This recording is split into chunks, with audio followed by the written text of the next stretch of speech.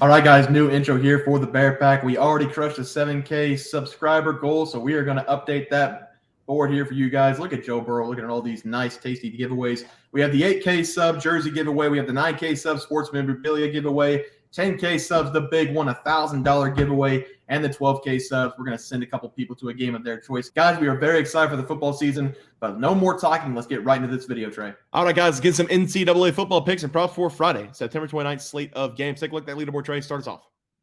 Yeah, at the moment, I am 0 for 0, but I did give out Western Kentucky minus 5.5 against Middle Tennessee State. The game is midway through the fourth quarter. I think Western Kentucky's up by 10 points. So we need to hold hope that Austin Reed's going to turn it up and hit that player prop as well for us.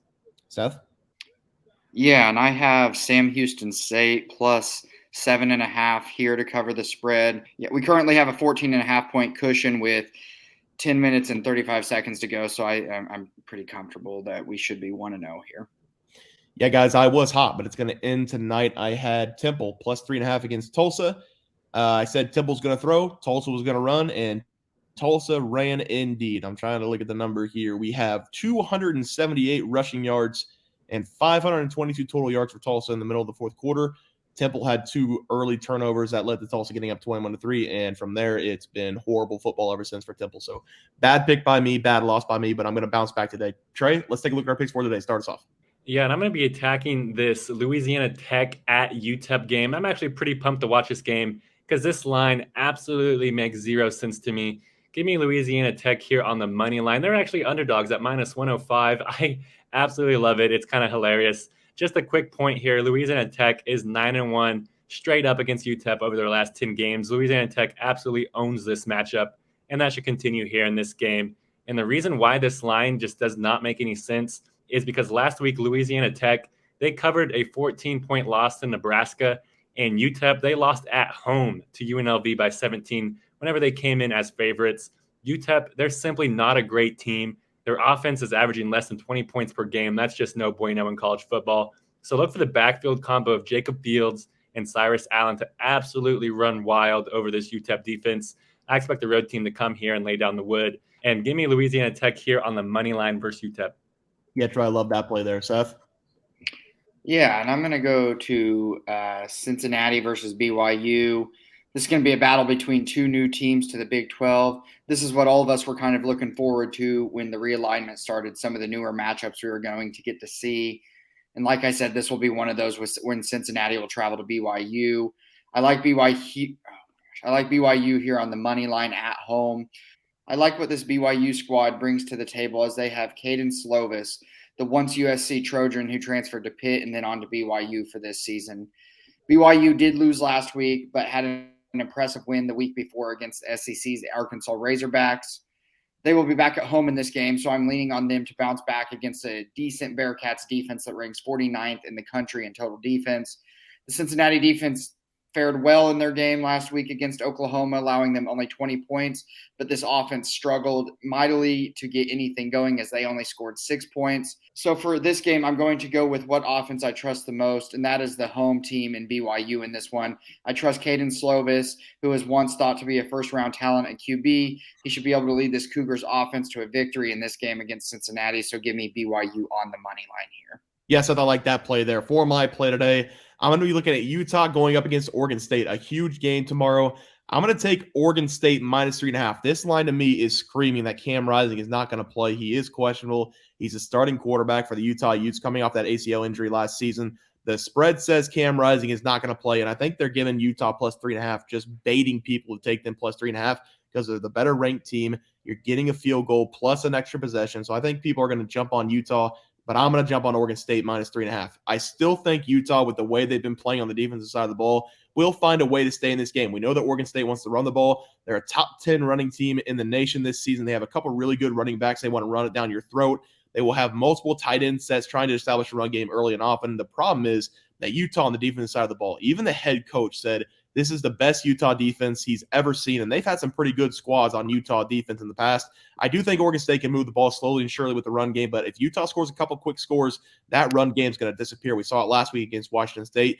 You would think with the way I'm talking about this game that I'd like Utah to win, but without Cam Rising, no matter how good the defense is, the freshman Johnson, the quarterback right now for Utah, he is not enough on the offensive side of the ball. Oregon State is also coming off a huge loss against Washington State. They can't lose back-to-back games. They're at home under the lights. I think it's going to be a disgusting, slow-paced, run-the-clock-down game. That's going to benefit the Beavers as they work the ground the majority of the game. I really don't think DJ is very good at quarterback, so if Utah does come out and score a couple touchdowns, this game's already over. I think Utah takes it. But this line is -3.5 with Utah coming in as the 10th best team in the nation. They are begging people to take Utah +3.5. Like I said, Oregon State, monster bounce-back performance here. Give me Oregon State without Cam Rising, -3.5 as my play for tomorrow. Let's take a look at our player props. Trey, start us off. Yeah, and I gave out Austin Reed over 330.5 passing yards versus Middle Tennessee State. I said easily he's going to hit 300. He's at 297 right now. It's a little bit over 5 minutes left. They just scored a touchdown, so I'm hoping that Western Kentucky can get a quick stop. And you know what? Just give the ball to Austin Reed and let him hit 300, and might as well let him hit 331. Seth? Yeah, and I took Elijah Metcalf to go over 54.5 receiving yards. He currently only has 43, and like Trey said, there's only about 5 minutes left in this game. Middle Tennessee is going to get the ball back, but I'm not sure we're going to get there on this one. So still 0-0, but we need 10 more yards here to hit the over. Yeah, and then I have E.J. Warner for Temple. Over, it came out at over 268.5. I took it. He currently has 267 passing yards with 3 minutes left on the Tulsa 3-yard line. So we just need 2 more yards for him to get in the end zone here and we cash. But I'll give you a live update on that as the game goes on. But so far right now, 0-0. I'm hoping for a 1-0 day. But let's move on to our picks for tomorrow. Trey, start us off. And I'm pretty sure you said 264.5. So, hey, you hit it pretty close to the nail. I said 246.5. I was a little off. Come on. Well, yes. I'm going to be attacking a quarterback in this game. I'm going to be going over to the pass plus rushing yards. And I'm going to be going with a guy that used to play at Florida, but he transferred to Cincinnati. And I'm going to go with Emory Jones to go over 261.5 pass plus rushing yards versus BYU. I feel like this line is pretty disrespectful because Jones, he's pretty much been a dog all season long. And his average is also way over this number because he averages 289 pass plus rushing yards per game.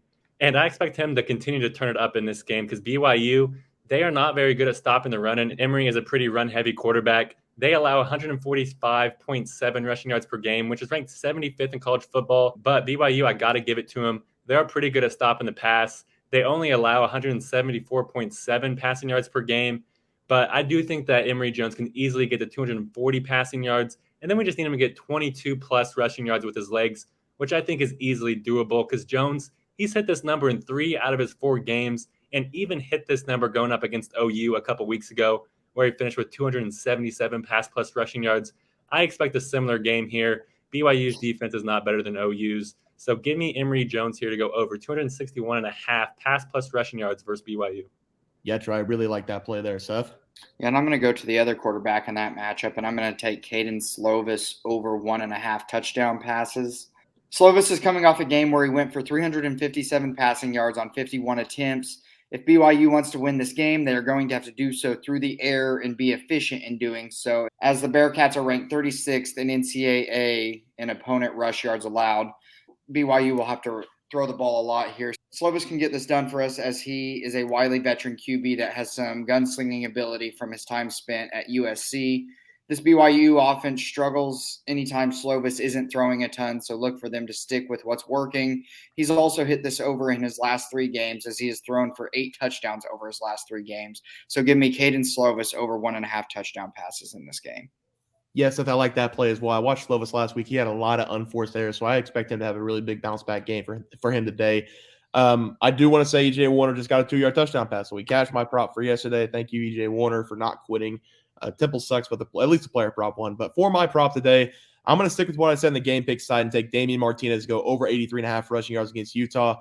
I can't overstate that Utah is one of the best defenses in the entire country, but Martinez has crushed this number in 3 of the 4 games so far. The only reason he didn't get it last week against Washington State was because they were down by 21 points in the second half. Oregon State was forced to throw the ball 20-plus times in the second half compared to just 12 times for DJ in the first half, and that took away his run production. But in this game against Utah, I expect it to be extremely ugly. I don't think Utah is going to be able to score if Cam Rising does not play. We should see 20-plus carries from Damien Martinez in this game as Oregon State tries to get the run game going. That's how they're going to win the game today. I think Oregon State's defense will definitely do enough to keep this game close. And if this is a one-score game down the stretch, Martinez should see the rock as many times as he can handle it. Damien Martinez, over 83.5 rushing yards will be my play, guys. That's going to do it for NCAA football plays for Friday, September 29th slate of games. If you guys enjoyed the content, please sure drop a like in this video and subscribe to the channel below. We'll see you guys next video, and thanks for watching. We had multiple questions this morning about how to become a member for the YouTube channel. Let's do that really quick tutorial. You're going to go to youtube.com. You're going to go to Bears Profit Plays. You're going to search it in. You're going to hit our thing. There's a join button right just to the right of subscribe. You can click that. There's two options. You have the Bear Pack for $4.99. That gives you access to YouTube member plays. And then you have the Bear Pack Gold for $7.99 a month. That gives you access to our member plays on YouTube, and it gives you a 1-month membership to our website, bearsprofitplays.com.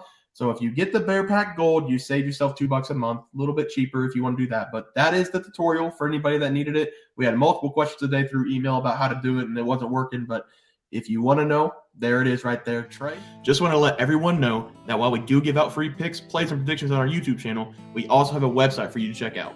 On our website, bearsprofitplays.com, you can subscribe to the website absolutely free with an email and gain access to our written articles about upcoming sporting events. If you're really looking to make some cash, we have an option to become a member of our website. If you become a member, you will gain access to our Locks of the Week, which are written articles that go in depth as to why we are picking that particular outcome. As of now, our member plays have been red hot, hitting over 60% of our plays. If you don't want to become a member, it's no sweat. We are here to try and make you guys some money. That's our main goal. So come on over to bearsprofitplays.com and subscribe for free. Check us out, follow our free picks, and see for yourself that our member plays are a great investment for you. Thanks for watching.